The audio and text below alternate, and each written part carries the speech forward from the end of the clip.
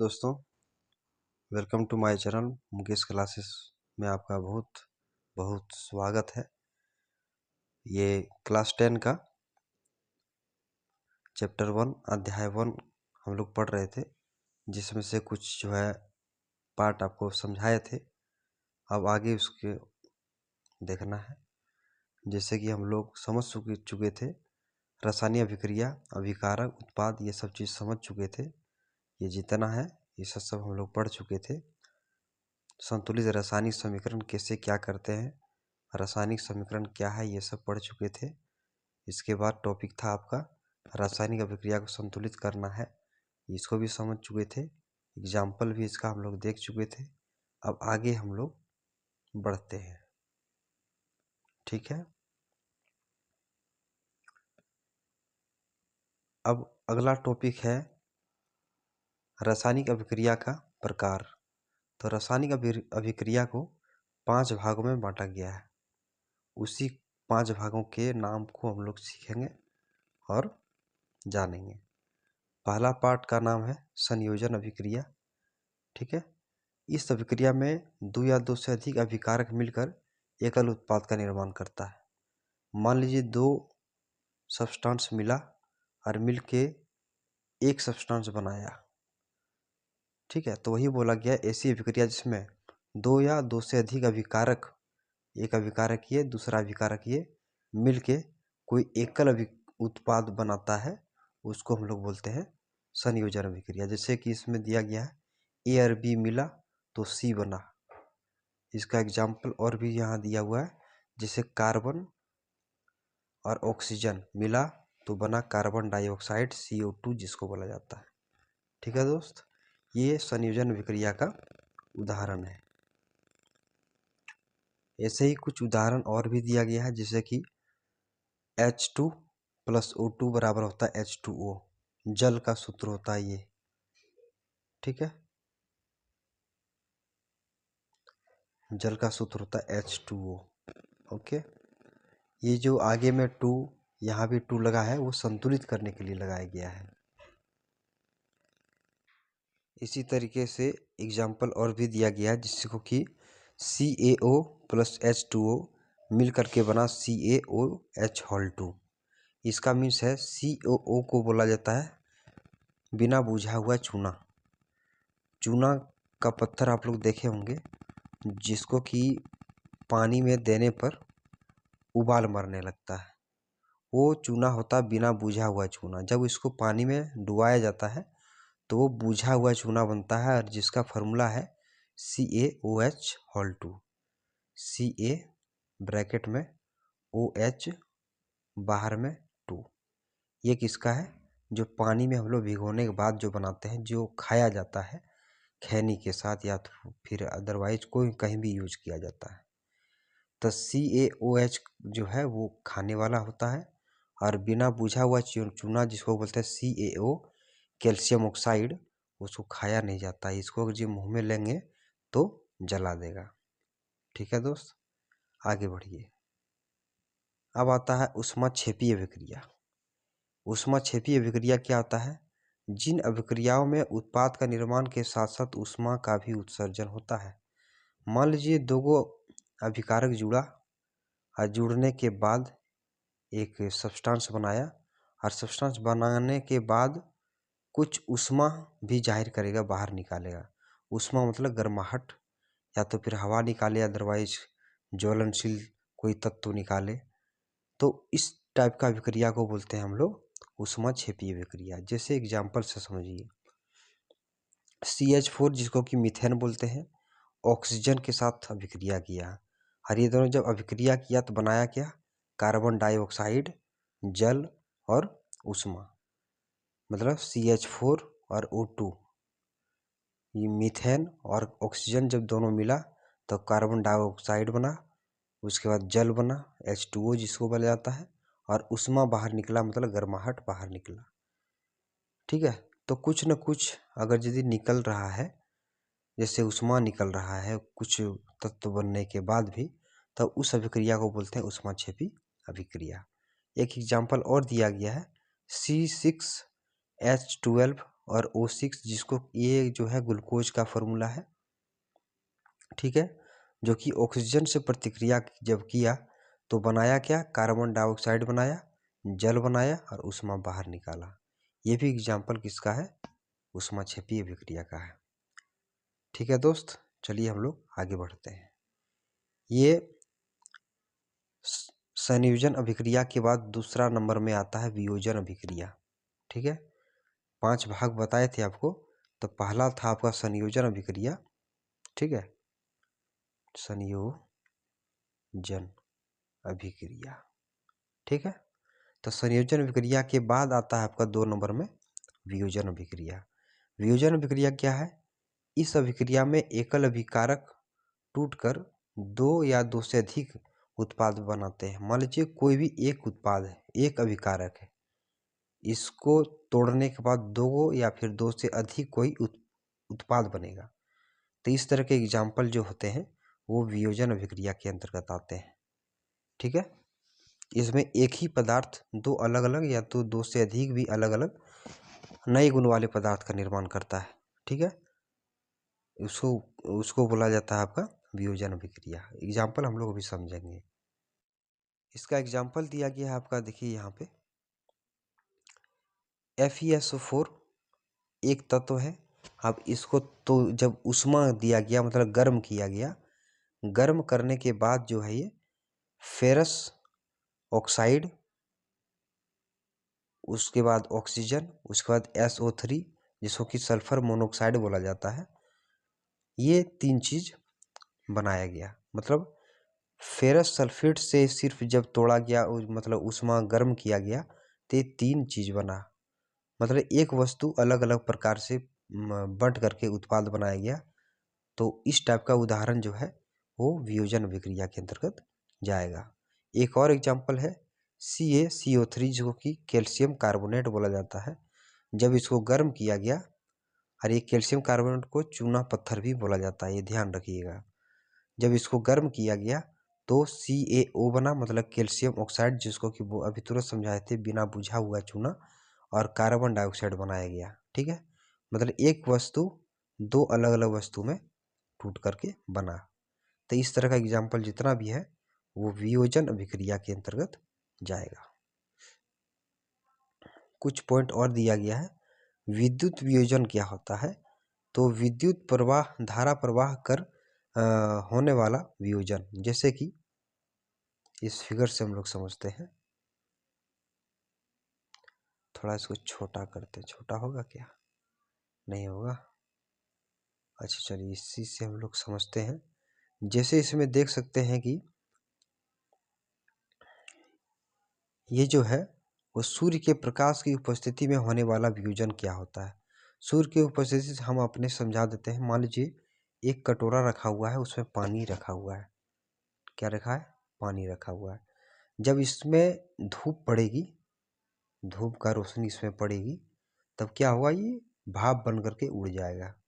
ठीक है, और जब भाप बन के उड़ेगा तो किस रूप में उड़ेगा, एक तो हवा में नमी की मात्रा बढ़ेगा, नमी मिस हो गया एक तरह से, पानी उड़ेगा। ठीक है, और पानी उड़ने के साथ साथ क्या करेगा, उष्मा उष्मा बाहर निकालेगा। उष्मा मतलब गर्माहट, वो जो उड़ेगा वो गर्म होगा, तो गर्माहट बाहर निकालेगा। मतलब एक वस्तु जो कि इसमें जल रखा हुआ था, H2O रखा हुआ था, ठीक है, जब ये वाष्पित हुआ, वाष्पित होने पर ऑक्सीजन बाहर निकला O2, और प्लस में क्या किया, तो उष्मा भी बाहर निकाला। ठीक है, तो इस तरह के एग्जाम्पल क्या है, तो पूरा वियोजन अभिक्रिया के अंतर्गत आएगा। और इसको इसलिए नाम दिया गया विद्युत वियोजन, क्योंकि ये विद्युत वियोजन इसलिए है क्योंकि ऊपर से रोशनी पड़ेगा और वो एक तरह से विद्युत के तौर पर काम करेगा, इसलिए वो भाप बन करके उड़ जाता है। ठीक है दोस्त, एक एग्जाम्पल और समझाया गया है जिसको बोला गया है प्रकाशीय वियोजन। ठीक है, तो सूर्य के प्रकाश की उपस्थिति में होने वाला वियोजन अभी तुरंत समझाए थे, लेकिन एक और 2 एग्जाम्पल है, जैसे कि AgCl, जिसको कि जब सूर्य के प्रकाश में छोड़ा जाता है तो Ag अलग बनेगा और Cl2 अलग बनेगा, मतलब दोनों अलग अलग हो जाएगा। ठीक है। इसी तरह सेकंड भी एग्जाम्पल आप देख सकते हैं और समझ सकते हैं। इसके आगे एक और दिया गया जिससे कि ऊष्माक्षेपीय अभिक्रिया हम लोग पढ़े थे अभी तुरंत, और उसी का उल्टा होता है ऊष्माशोषी अभिक्रिया। ठीक है दोस्त, ऊष्माशोषी अभिक्रिया के अंतर्गत जिन अभिक्रियाओं में अभिकारकों को तोड़ने के लिए ऊष्मा, प्रकाश या फिर विद्युत ऊर्जा की आवश्यकता होती है, मतलब एक ऐसा ठोस वस्तु जिसको अगर जी तोड़ना है, हमको मन है तोड़ना 2 या 3 भाग में, तो इसको तोड़ने के लिए या तो ऊष्मा यानी गर्म दिया जाएगा, या तो प्रकाश लाइट दिया जाएगा, या फिर विद्युत ऊर्जा का प्रयोग किया जाएगा, तब जाके ये 2 या 3 टुकड़ों में टूटेगा। तो इस टाइप के अभिक्रिया को बोलते हैं ऊष्माशोषी अभिक्रिया। ठीक है, कुछ एग्जाम्पल हम लोग देखते हैं। यहाँ पे एग्जाम्पल इसमें नहीं दिया हुआ है, तो जैसा कि एग्जाम्पल अभी इधर देखे हुए थे हम लोग, जैसे देखिए ये वाला एक बहुत ठोस वस्तु है जिसको कि सूर्य के प्रकाश में गर्म होने छोड़ दिया, तब जाके ये टूटा Ag और Cl2 में। तो इस तरह का एग्जाम्पल जो है ऊष्माशोषी अभिक्रिया के अंतर्गत आएगा। अगला टॉपिक मतलब रासायनिक अभिक्रिया के जो 5 प्रकार था उसमें से 2 प्रकार हम लोग डिस्कस कर चुके हैं। अब हम लोग तीसरा नंबर डिस्कस करने वाले हैं जिसका नाम है विस्थापन अभिक्रिया, और ये बहुत ही अच्छे तरीके से आपको हम समझाएंगे, बहुत ही सरल विभाग से। ठीक है, तो विस्थापन अभिक्रिया के अंतर्गत हम लोग ये समझने जा रहे हैं कि इन अभिक्रियाओं में अधिक क्रियाशील तत्व कम क्रियाशील तत्व को उसके यौगिक से विस्थापित कर देते हैं। हम समझाते हैं क्या बोला गया है।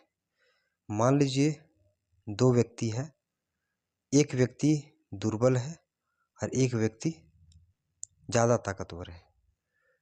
तब दोनों में जब लड़ाई होगा तो ज़्यादा ताकतवर वाला आदमी जीत जाएगा और कम ताकतवर व्यक्ति जो है हार जाएगा।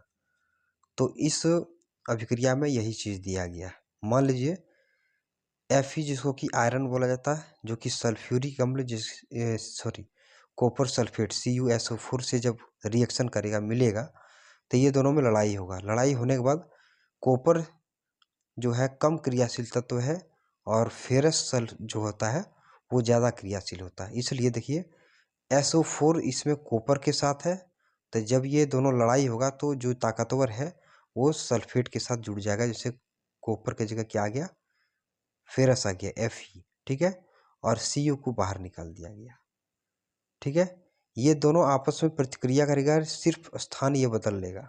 ठीक है, यहाँ कॉपर था तो यहाँ फेरस आ जाएगा और फेरस की जगह कॉपर आ जाएगा। ठीक है, क्योंकि ये दोनों में लड़ाई हुआ, जो ताकतवर था वो कम ताकतवर वाले व्यक्ति को बाहर निकाल दिया घर से। ठीक है, CuSO4 यहाँ था और यहाँ हो गया FeSO4। तो इस टाइप का जब अगर यदि एग्जाम्पल आपको दिया जाए तो उसको हम लोग समझेंगे विस्थापन अभिक्रिया है। ठीक है, और अगर जी एग्जाम्पल दिया होगा तो हम आपको और अच्छे तरीके से समझाएंगे। एक और दिया हुआ है, इसको पढ़ते हैं। जैसे Zn जिसको कि जिंक बोला जाता है, कॉपर सल्फेट से दोनों में लड़ाई होता है। लड़ाई होने के बाद जिंक जो है ज़्यादा क्रियाशील है कॉपर से, जिसके कारण कॉपर को देखिए बाहर निकाल दिया और जिंक सल्फेट बनाया दोनों मिल करके।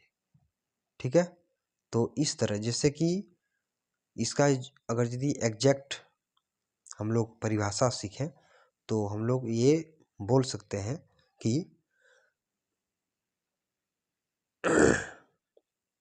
जब कम क्रियाशील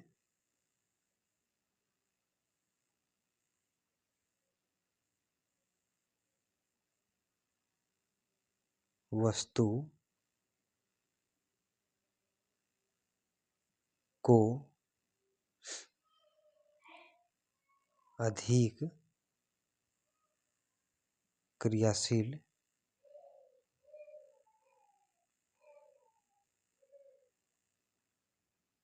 अधिक क्रियाशील वस्तु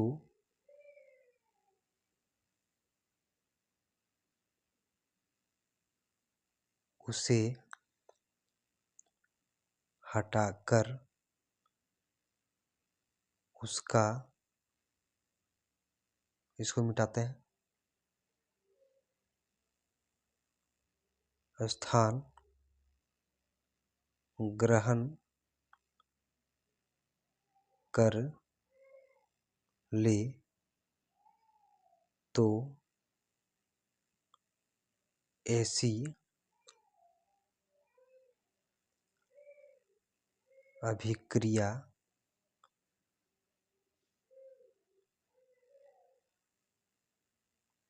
विस्थापन अभिक्रिया